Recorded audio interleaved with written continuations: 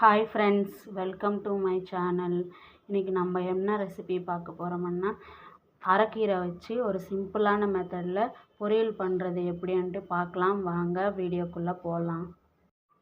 இதுக்கு ஒரு பவுலில் தண்ணி எடுத்துக்கிட்டு கீரை இதில் போட்டு நல்லா வாஷ் பண்ணி எடுத்துக்கலாம்.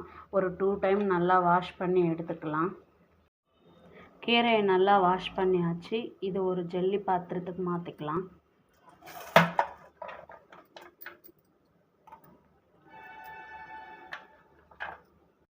ஒரு 2 மினிட்ஸ் இதில் இருக்கிற வாட்டரெல்லாம் நல்லா ட்ரை ஆகட்டும். அதுக்கப்புறமா எடுத்துக்கலாம்.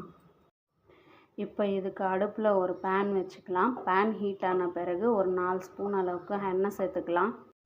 பேன் ஹீட் ஆகிடுச்சு, எண்ணெய் சேர்த்துக்கலாம்.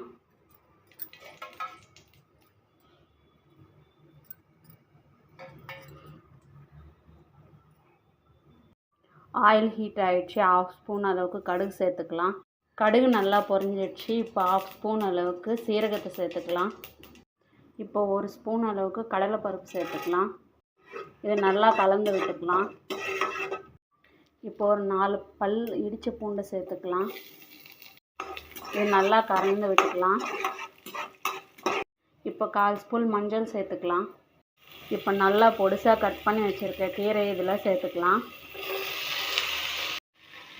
இப்போ இதை அடுப்பை லோ ஃப்ளேமில் வச்சுட்டு நல்லா கலந்து விட்டுக்கலாம்.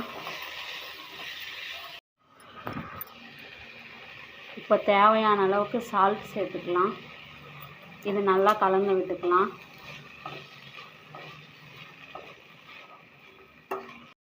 இப்போ ஒரு பிளேட் போட்டு மூடி வச்சிடலாம். இதுக்கு தண்ணி விட தேவையில்லை, அதுவே ஆவியில் வெந்துடும். ஒரு 2 மினிட்ஸ் கழித்து பார்க்கலாம். இப்போ 2 மினிட்ஸ் கழித்து பிளேட் எடுத்து பார்க்கலாம். பாருங்கள், கீரை நல்லா வெந்துடுச்சு.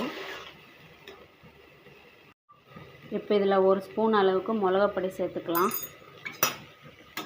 இது நல்லா கலந்து விட்டுக்கலாம், பச்சை வாசனை போகிற வரையும். இப்போ ஃபைனலாக வறுத்து பொடி பண்ணி வச்சுருக்க வேர்க்கடலை பொடியை 2 ஸ்பூன் சேர்த்துக்கலாம். இந்த பொடி இந்த பொரியலுக்கு நல்லா டேஸ்ட்டு கொடுக்கும். இப்போ இது நல்லா கலந்துக்கலாம். ஃபைனலாக ஸ்டவ் ஆஃப் பண்ணிடலாம். இப்போ இதை ஒரு பிளேட்டுக்கு மாற்றிக்கலாம். இந்த வீடியோ பிடிச்சிருந்தா லைக் பண்ணுங்கள், ஷேர் பண்ணுங்கள். பூனா குக்கிங் சேனலை சப்ஸ்கிரைப் பண்ணுங்கள். தேங்க்ஸ்.